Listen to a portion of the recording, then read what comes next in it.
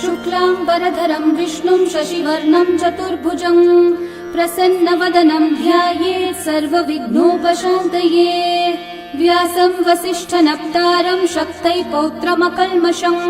पराशरात्मजं वन्दे शुकतातं तपोनिधिं। व्यासाय विष्णुरूपाय व्यासरूपाय विष्णवे नमो वै ब्रह्मनिधये वासिष्ठाय नमो नमः। अविकाराय शुद्धाय नित्याय परमात्मने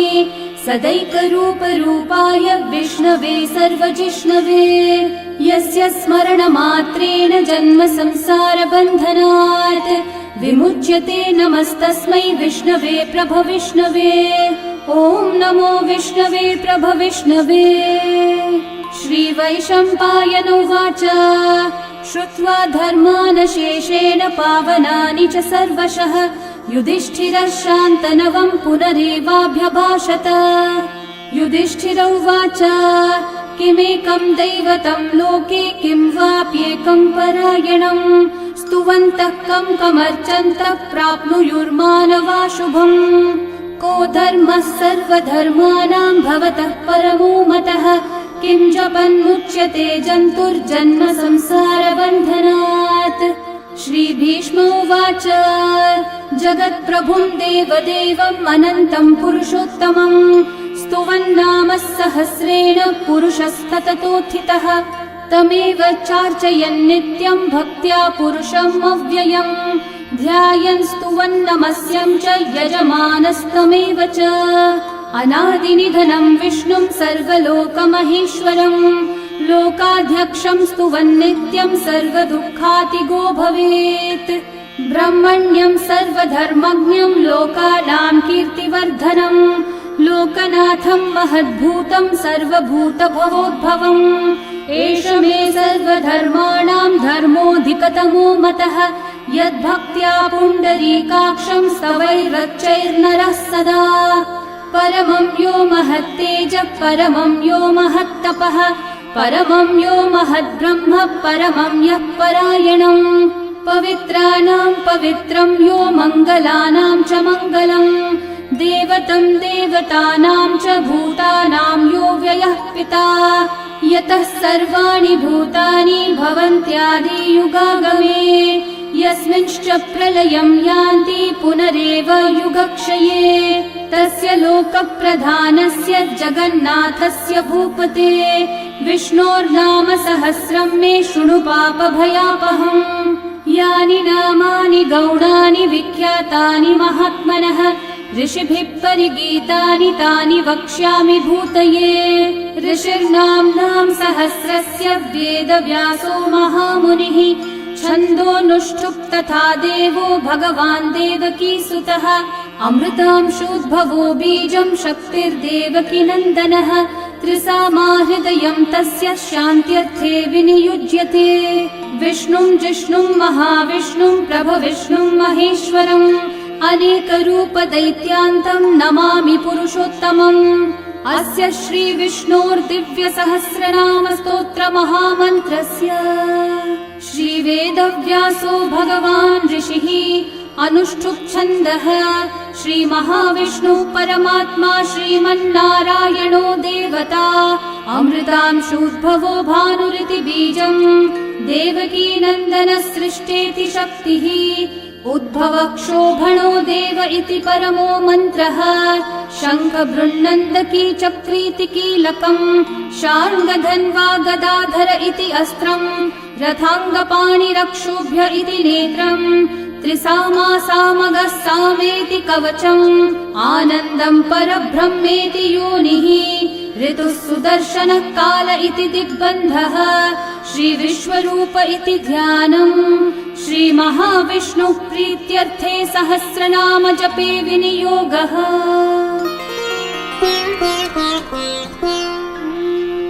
ध्यानम्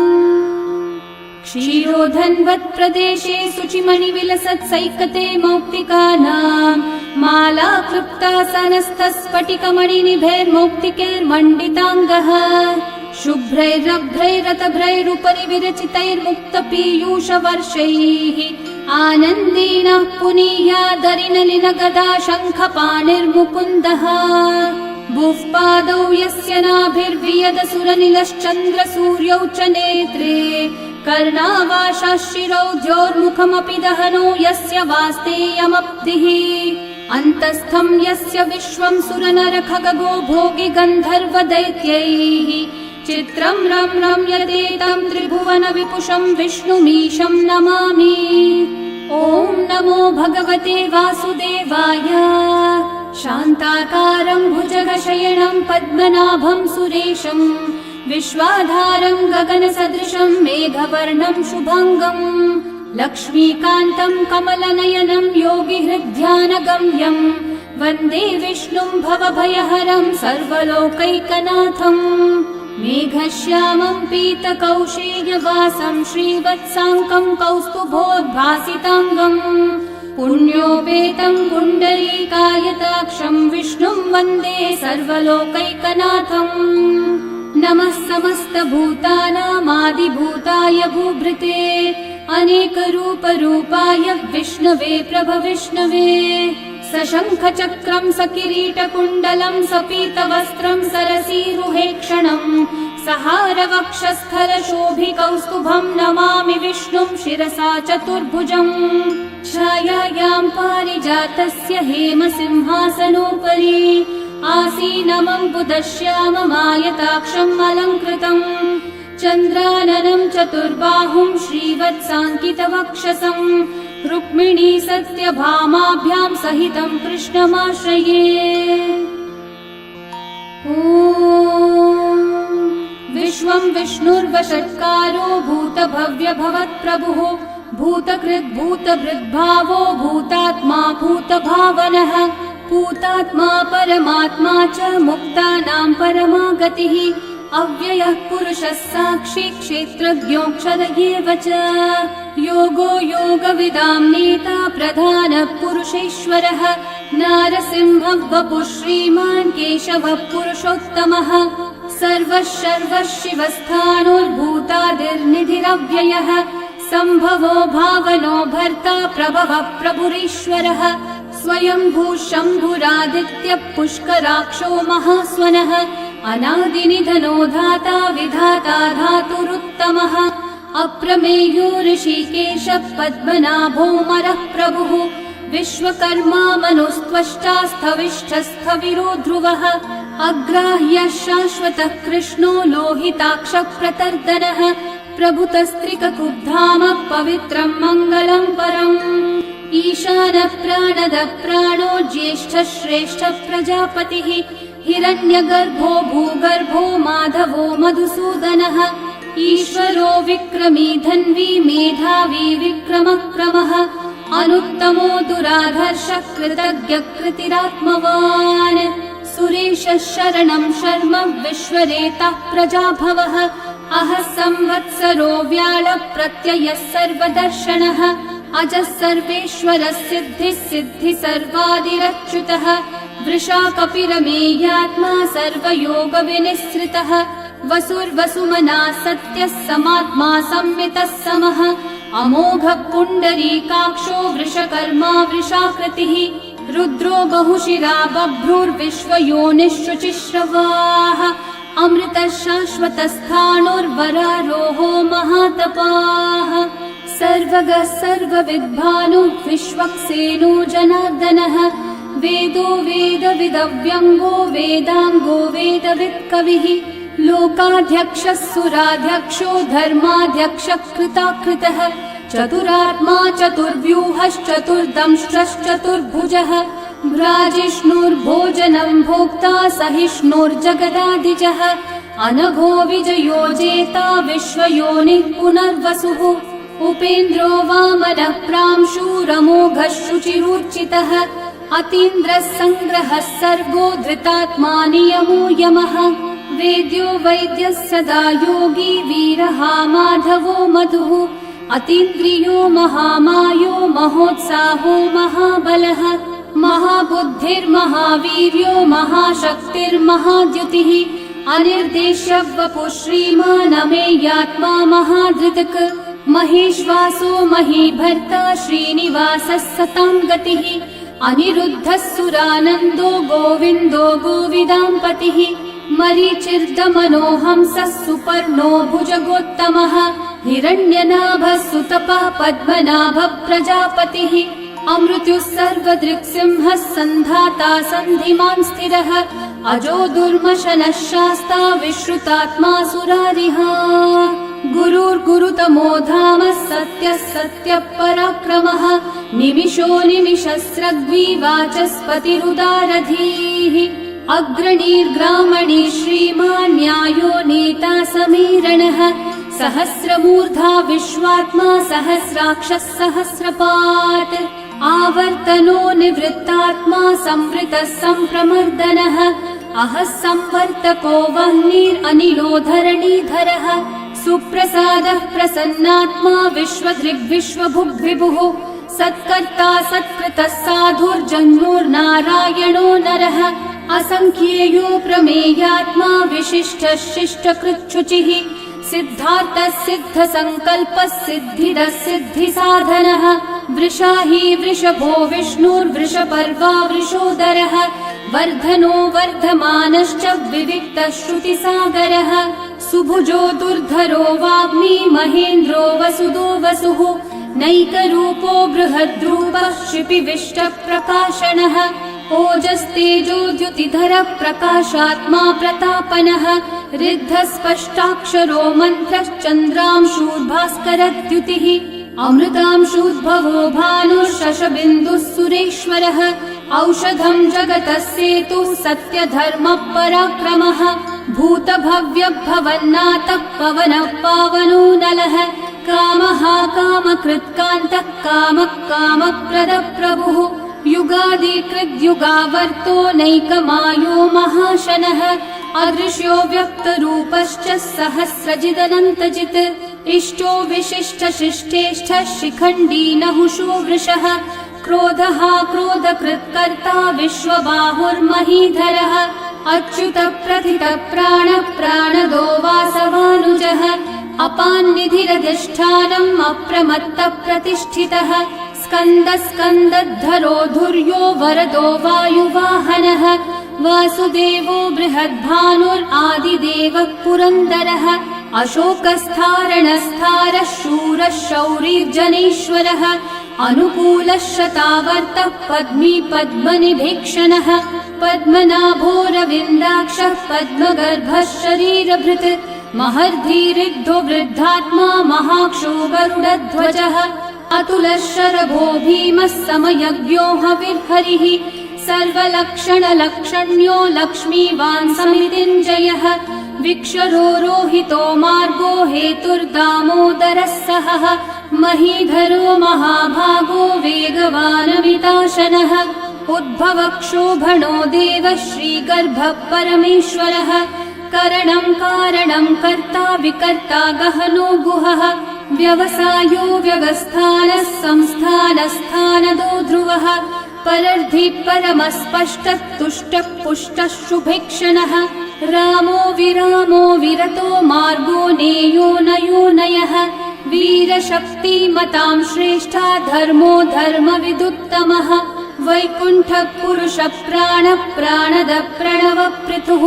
हिरण्यगर्भः शत्रुघ्नो व्याप्तो वायुरधोक्षजः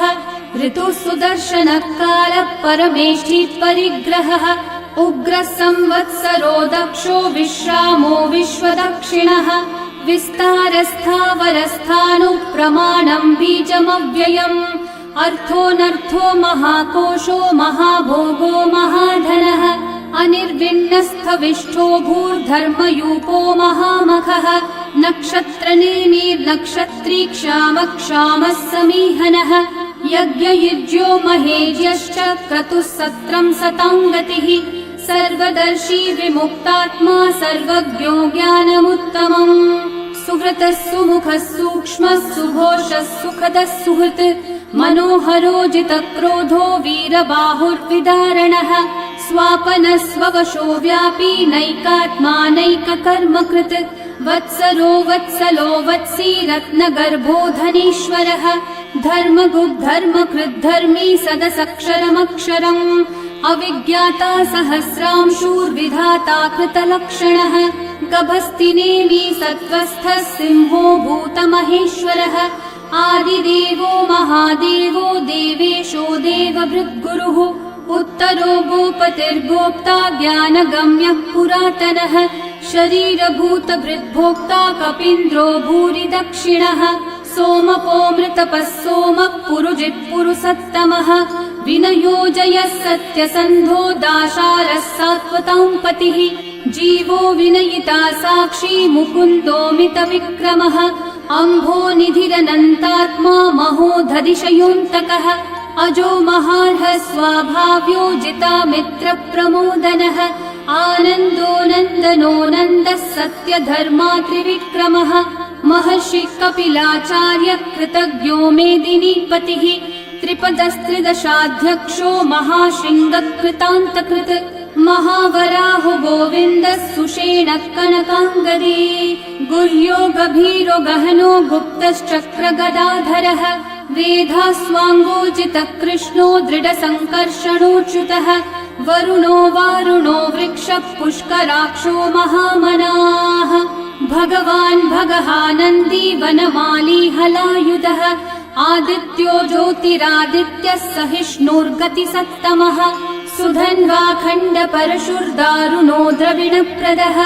दिवस्पृक् सर्वदृग्व्यासो वाचस्पतिरयो निजः त्रिसामासामगः सामन्निर्वाणम् भेषजम्भिषक् सन्न्यासकृच्छमः शान्तो निष्ठा शान्तिपरायणम् शुभाङ्गः शान्तिदः सृष्टा कुमुदः कुवलेशयः गोहितो गोपतिर्गोप्ता वृषभाक्षो वृषप्रियः अनिवर्ती निवृत्तात्मा संक्षेप्ताक्षेमकृच्छिवः श्रीवत्सवक्षा श्रीवास श्रीपति श्रीमतांवरः श्रीधर श्रीश श्रीनिवास श्रीनिधि श्रीविभावनः श्रीधर श्रीकर श्रेय श्रीमान् लोकत्रयाश्रयः स्वक्षस्वङ्गः शतानन्दो नन्दिर्ज्योतिर्गणेश्वरः विजितात्मा विधेयात्मा सत्कीर्तिश्चिन्न संशयः उदीर्णः सर्वतश्चक्षुरनीशः शाश्वतस्थिरः भूषयो भूषणो भूतिर्विशोकः शोकनाशनः अर्चिष्मान् अर्चितः कुम्भो विशुद्धात्मा विशोधनः अनिरुद्धो प्रतिरथः प्रद्युम्नोमितविक्रमः कालनेमी निहावीरः शौरी शूरजनेश्वरः त्रिलोकात्मा त्रिलोकेशः केशवः केशिहा हरिः कामदेवः कामपालः कामी कान्तः कृतागमः अनिर्देश्य वपुर्विष्णु वीरोऽनन्तो धनञ्जयः ब्रह्मण्यो ब्रह्मकृद् ब्रह्मा ब्रह्म ब्रह्म विवर्धनः ब्रह्मविद् ब्राह्मणो ब्रह्मी ब्रह्मज्ञो ब्राह्मणप्रियः महाकर्मो महाकर्मा महातेजा महोरगः महाक्रतुर्महायज्वा महायज्ञो महाहविः स्तव्यस्तव प्रियस्तोत्रम् स्तुतिस्तोतारणप्रियः पूर्णपूरयिता पुण्यकीर्तिरणामयः मनोजवस्तीर्थकरो वसुरेता वसुप्रदः वसुप्रदो वासुदेवो वसुर्वसुमनाहविः सद्गति सत्कृति सत्ता सद्भूति सत्परायणः शूरसेनो यदुश्रेष्ठः सन्निवासः सुयामुनः भूता वासो वासुदेवः सर्वासु निलयो नलः दर्पः दर्पदो दृप्तो दुर्धरोऽथा पराजितः विश्वमूर्तिर्महामूर्तिर्दीप्तमूर्तिरमूर्तिमान् अनेकमूर्तिरव्यक्तः शतमूर्तिः एकोनैकः स वः किं यतत्पदमनुत्तमम् लोकबन्धुर्लोकनाथो माधवो भक्तवत्सलः सुवर्णवर्णो हेमाङ्गो वराङ्गश्चन्दनाङ्गदे वीरः विषमः शून्यो घृताशीरशलश्चलः अमानी मानदो मान्यो लोकस्वामी त्रिलोकधृक् सुमेधा मेधजो धन्यः सत्यमेधाधराधरः तेजो वृषो द्युतिधरः सर्वशस्त्रभृताम्बरः प्रग्रहो निग्रहो व्यग्रो नैकः शृङ्गो गदाग्रजः चतुर्मूर्तिश्चतुर्बाहुश्चतुर्व्यूहश्चतुर्गतिः चतुरात्मा चतुर्भावश्चतुर्वेदविदेकपात् समावर्तो निर्वृत्तात्मा दुर्जयो दुरतिक्रमः दुर्लभो दुर्गमो दुर्गो दुरावासो दुरारिहा शुभाङ्गो लोकसारङ्गः सुतन्तुस्तन्तुवर्धनः इन्द्रकर्मा महाकर्मा कृतकर्मा कृतागमः उद्भवः सुन्दर सुन्दो रत्ननाभः सुलोचनः अर्को वाजः सनः शृङ्गी जयन्तः सर्वविजयी सुवर्णबिन्दु रक्षोभ्यः सर्ववागीश्वरेश्वरः महाहृदो महाकर्तो महाभूतो महानिधिः कुमुदः कुन्दरः कुन्दः पर्जन्यः पावनो निलः अमृताशोऽमृतवपुः सर्वज्ञः सर्वतोमुखः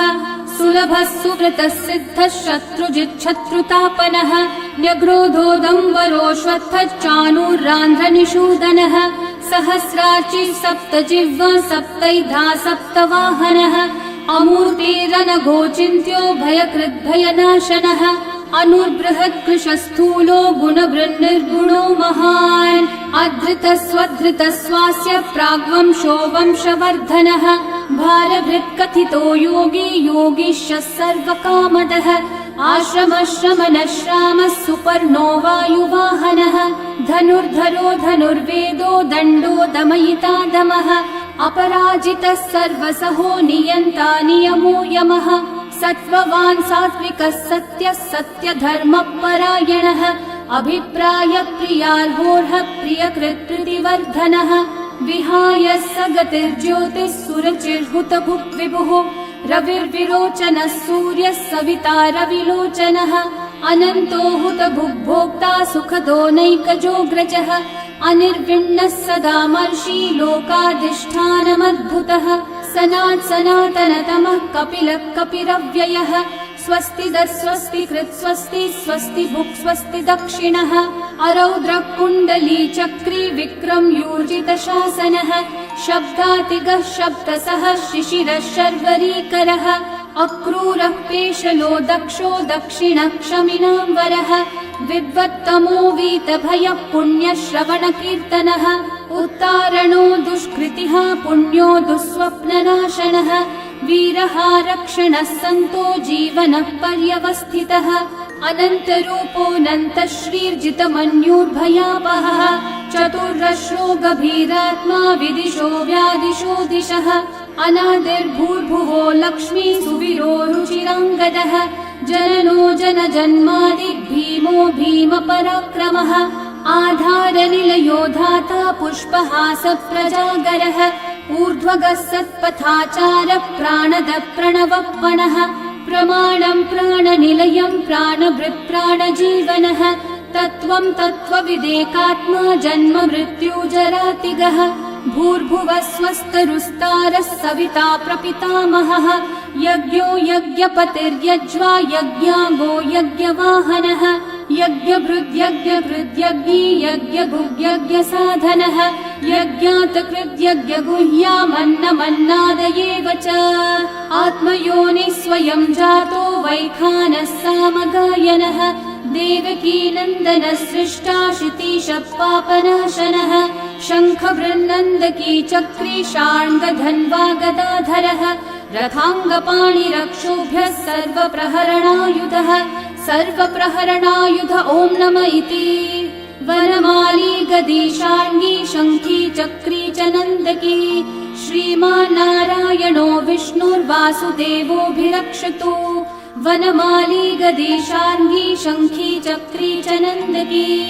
श्रीमान्नारायणो विष्णुर्वासुदेवोऽभिरक्षतु वनमाली गदी शार्ङ्गी शङ्खी चक्री च नन्दकी श्रीमान्नारायणोर्विष्णुर्वासुदेवोऽभिरक्षतु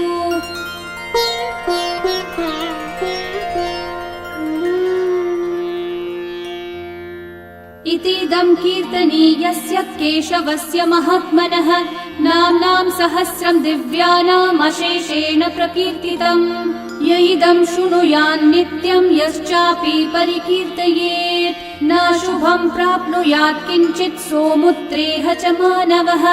वेदान्तगो ब्राह्मणः स्यात् क्षत्रियो विजयी भवेत् वैश्यो धनसमृद्धः स्यात् शूद्रः सुखमवाप्नुयात् धर्मार्थी प्राप्नुयात् धर्मम् अर्थार्थी चार्थमाप्नुयात् कामानवाप्नुयात् कामी प्रजार्थी चाप्नुयात् प्रजाम् भक्तिमान् यः सदोत्थाय शुचिस्तद्गतमानसः सहस्रं वासुदेवस्य नाम्नामेतत् प्रकीर्तयेत् यशः प्राप्नोति विपुलं याति प्राधान्यमेव च अचलां श्रियमाप्नोति श्रेय प्राप्नोत्यनुत्तमम् न भयं क्वचिदाप्नोति वीर्यं तेजश्च विन्दति भवत्यरोगो द्युतिमान् बलरूपगुणान्वितः रोगार्तो मुच्यते रोगात् बद्धो मुच्येत बन्धनात् भयान् मुच्येत भीतस्थो मुच्येतापन्न आपदः दुर्गान्यतितरत्याशु पुरुषः पुरुषोत्तमम्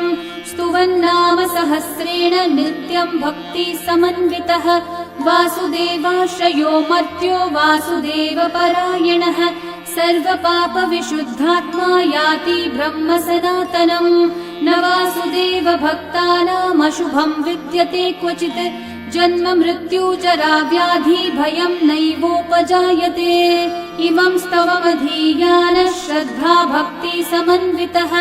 युज्येतात्मसुखः शान्ति श्रीधृति स्मृति कीर्तिभिः